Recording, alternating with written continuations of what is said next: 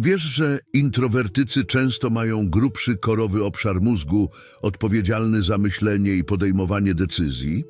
To może wyjaśniać, dlaczego introwertycy spędzają więcej czasu na analizie i przemyśleniu sytuacji, zamiast działać impulsywnie. Ale co jeszcze sprawia, że ich codzienność jest bardziej wymagająca? Dziś porozmawiamy o rzeczach, które naprawdę irytują introwertyków. Małe pogawędki. Introwertycy często odczuwają te małe pogawędki jako zbędne i nużące. Dla nich rozmowa ma sens, gdy jest głęboka, znacząca i prowadzi do wymiany istotnych informacji lub refleksji.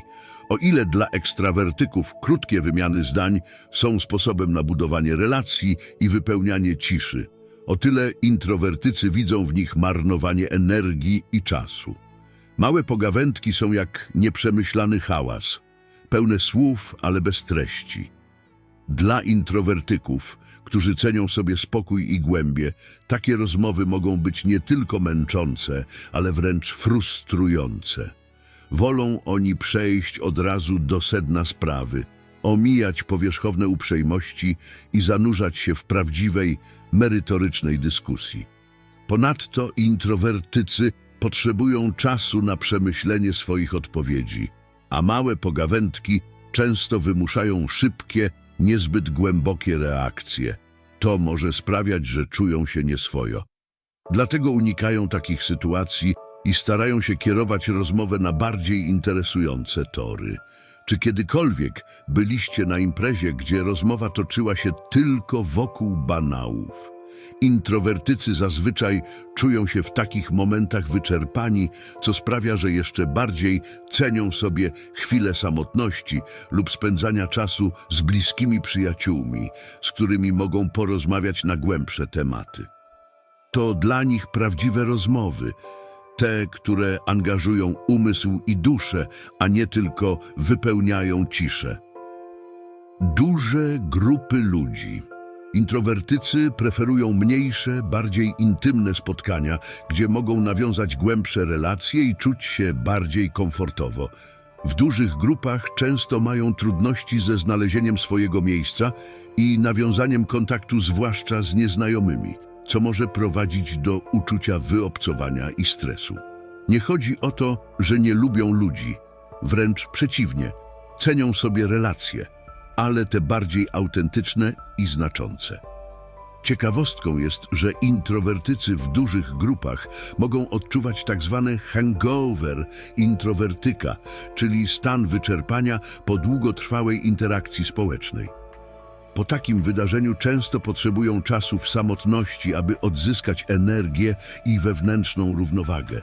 Niektórzy mogą powiedzieć: po prostu wyjdź i baw się dobrze. Ale dla introwertyka to nie jest takie proste. W przeciwieństwie do ekstrawertyków, którzy czerpią energię z bycia wśród ludzi, introwertycy muszą dbać o swoje zasoby energii, które szybko się wyczerpują w takich warunkach. W efekcie wielkie imprezy, konferencje czy nawet duże spotkania rodzinne mogą stać się źródłem stresu, a nie przyjemności. Dlatego, jeśli znasz introwertyka, który odmawia pójścia na dużą imprezę, zrozum, że to nie jest kwestia braku chęci do spędzania czasu z innymi, ale potrzeba dbania o swoje samopoczucie. Intymne spotkanie przy kawie lub spokojny spacer mogą być dla nich o wiele bardziej satysfakcjonujące. Przerwy w rozmowie. Wyobraź sobie, że jesteś w środku głębokiej, przemyślanej wypowiedzi, starannie dobierając słowa, aby precyzyjnie wyrazić swoje myśli. Nagle ktoś ci przerywa, wtrącając swoje uwagi, zanim zdążysz dokończyć. Dla introwertyka takie przerwy są nie tylko irytujące, ale mogą wręcz wytrącać z równowagi. Introwertycy potrzebują czasu na przemyślenie i sformułowanie swoich odpowiedzi. Każde słowo jest starannie dobrane, każde zdanie ma znaczenie, Przerwanie tego procesu może sprawić, że poczują się zdezorientowani, gdyż ich myśli zostają nagle przerwane, a tok wypowiedzi zakłócony. To nie jest kwestia braku elokwencji czy pewności siebie, ale raczej potrzeba przemyślenia i spokojnego wyrażenia swoich myśli. Gdy ktoś przerywa introwertykowi, może to być odbierane jako brak szacunku dla ich sposobu komunikacji. Przerywanie może wydawać się normalne w dynamicznych rozmowach między ekstrawertykami, ale dla introwertyka jest to jak brutalne przerwanie delikatnej nici myśli. Co więcej, introwertycy mogą mieć trudności z powrotem do przerwanego wątku, co sprawia, że ich wypowiedzi mogą wydawać się niespójne lub niedokończone. Warto zwrócić uwagę na to, że introwertycy często wolą słuchać, zanim odpowiedzą. Wyciszają się, analizują i dopiero wtedy mówią. Przerwanie tej ciszy może sprawić, że poczują presję, by mówić szybciej, co prowadzi do stresu i dyskomfortu. Dlatego, jeśli chcesz, aby rozmowa z introwertykiem była owocna, daj mu czas na wyrażenie myśli bez pośpiechu i przerw. Szanując sposób komunikacji introwertyków, możemy nie tylko ułatwić im wyrażanie siebie, ale także wzbogacić nasze rozmowy o głębsze, bardziej przemyślane refleksje. Introwertycy mają wiele cennych rzeczy do powiedzenia, ale potrzebują przestrzeni, aby to zrobić w swoim tempie. W końcu, prawdziwa rozmowa to nie tylko wymiana słów, ale również wzajemne słuchanie i zrozumienie. Niepotrzebne konflikty. Kiedy dochodzi do napięć, introwertycy mogą czuć się wyczerpani emocjonalnie, a intensywność emocji podczas kłótni często ich przytłacza. To nie znaczy, że są oni niezdolni do obrony swoich racji. Wręcz przeciwnie, często mają mocno ugruntowane przekonania, po prostu wolą wyrażać je w sposób mniej agresywny i bardziej przemyślany. Introwertycy cenią sobie harmonię i równowagę w sytuacjach konfliktowych. Starają się znaleźć rozwiązanie, które nie tylko rozwiąże problem, ale także zminimalizuje tarcia między ludźmi. Ich naturalna skłonność do refleksji i empatii sprawia, że często potrafią spojrzeć na problem z różnych perspektyw i dostrzec subtelne niuanse, które mogą umknąć ekstrawertykom. Dzięki temu mogą proponować rozwiązania, które są bardziej wyważone i akceptowalne dla wszystkich stron. Jednakże, gdy konflikt jest nieunikniony, introwertycy mogą potrzebować czasu, aby przetworzyć swoje emocje i przemyśleć, jak najlepiej podejść do sytuacji. Przerwy na oddech i chwilowe wycofanie się pozwalają im naładować swoje emocjonalne baterie i wrócić do problemu z nową perspektywą. Ważne jest, aby dać im przestrzeń na ten proces, zamiast naciskać na natychmiastowe rozwiązanie. Warto również pamiętać, że introwertycy mogą być doskonałymi mediatorami. Ich zdolność do słuchania, zrozumienia i analizowania różnych punktów widzenia sprawia, że mogą pomóc innym w znalezieniu wspólnej płaszczyzny porozumienia. Ich spokojne i wyważone podejście może przynieść ulgę w napiętych sytuacjach i pomóc w osiągnięciu trwałych rozwiązań. Bycie w centrum uwagi. Dla introwertyków bycie w centrum uwagi jest jak stanie na scenie pod intensywnymi reflektorami, oślepiające i paraliżujące. Introwertycy wolą pracować w cieniu, w spokojnym zakątku, gdzie mogą skupić się na swojej pracy bez zewnętrznego zamieszania. Bycie w centrum uwagi oznacza intensywną interakcję społeczną i bycie obserwowanym przez innych. Introwertycy, którzy cenią sobie introspekcję i spokojną analizę, mogą czuć się przeciążeni, gdy są zmuszeni do natychmiastowej interakcji i odpowiadania na pytania na bieżąco. Takie sytuacje mogą wywoływać u nich uczucie napięcia, gdyż wolą mieć czas na przemyślenie swoich odpowiedzi i dokładne przygotowanie. Nie oznacza to, że introwertycy nie są zdolni do przywództwa czy efektywnego działania w zespole.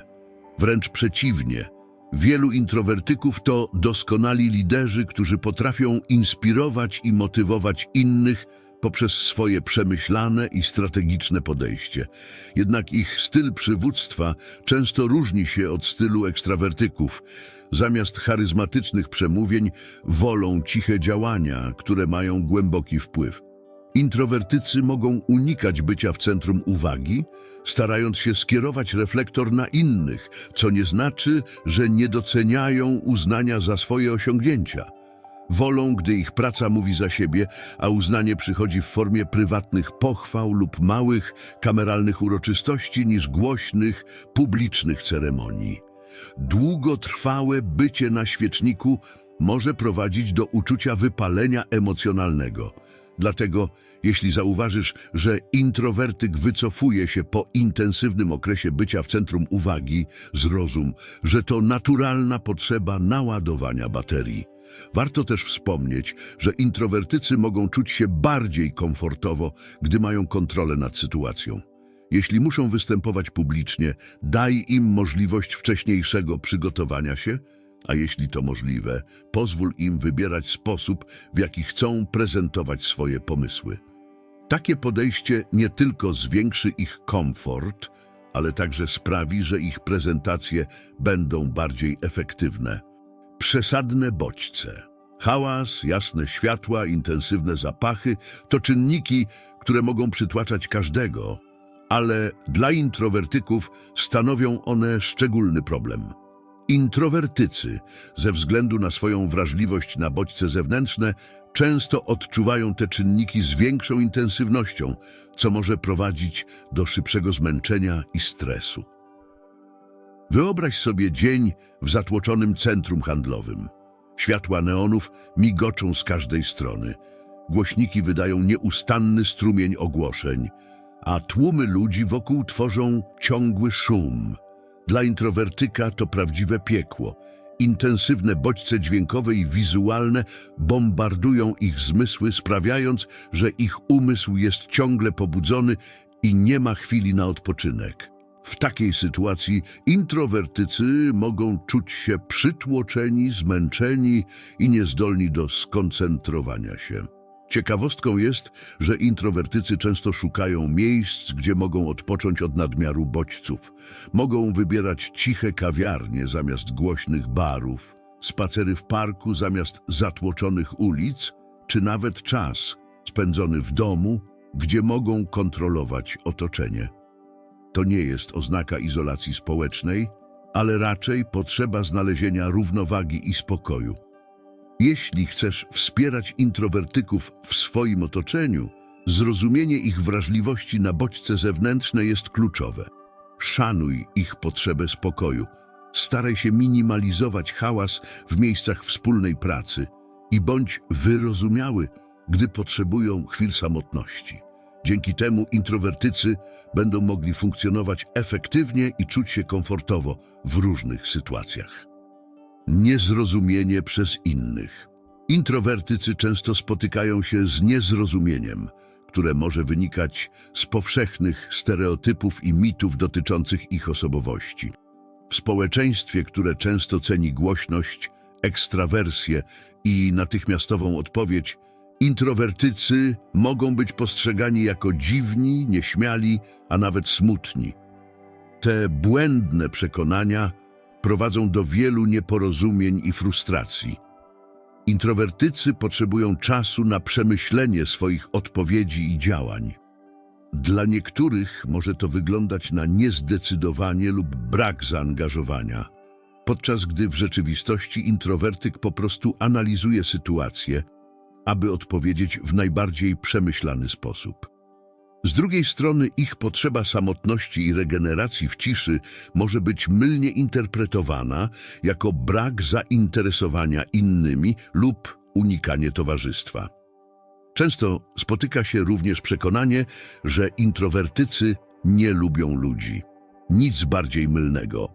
Introwertycy cenią sobie głębokie relacje i potrafią być niezwykle lojalnymi przyjaciółmi. Jednakże w przeciwieństwie do ekstrawertyków, Czerpią energię z chwil spędzonych w samotności, co pozwala im naładować baterie i lepiej funkcjonować w relacjach społecznych. Niezrozumienie introwertyków często prowadzi do prób naprawienia ich przez zmuszanie do zachowań bardziej ekstrawertycznych. Rodzice, nauczyciele, a nawet przyjaciele mogą naciskać, aby introwertycy częściej uczestniczyli w towarzyskich wydarzeniach, wychodzili ze strefy komfortu i byli bardziej otwarci. Takie podejście nie tylko nie pomaga, ale może także prowadzić do zwiększonego stresu i poczucia, że są nieakceptowani, takimi jakimi są, co najprawdopodobniej spowoduje oddalanie się introwertyka od takich osób. Jak możemy lepiej zrozumieć i wspierać introwertyków? Przede wszystkim warto słuchać i respektować ich potrzeby. Zrozumienie, że ich potrzeba samotności nie jest oznaką braku zainteresowania, ale naturalnym mechanizmem regeneracji, może znacząco poprawić nasze relacje z introwertykami. Pozwólmy im wyrażać siebie w ich własnym tempie i sposób, bez wywierania presji na zmianę ich naturalnego stylu komunikacji. Jednym z kluczowych kroków w budowaniu lepszej komunikacji z introwertykami jest edukacja na temat ich osobowości. Świadomość, że introwersja to nie wada, ale jedna z wielu różnorodnych cech ludzkich, może prowadzić do większej akceptacji i szacunku. Introwertycy mają wiele wartościowych cech, takich jak zdolność do głębokiej refleksji, empatii i tworzenia trwałych, wartościowych relacji. Introwertycy często borykają się z niezrozumieniem, które może prowadzić do frustracji i poczucia wyobcowania. Poprzez edukację, zrozumienie i akceptację ich unikalnych potrzeb możemy wspierać ich w pełnym wykorzystywaniu ich potencjału i budowaniu zdrowych, satysfakcjonujących relacji. Introwersja to fascynująca i wartościowa cecha, która wzbogaca nasze społeczeństwo na wiele sposobów. Jeśli macie jakieś pytania, sugestie lub chcielibyście podzielić się swoimi doświadczeniami, koniecznie zostawcie komentarz poniżej. Subskrybuj, lajkuj, komentuj. Cześć!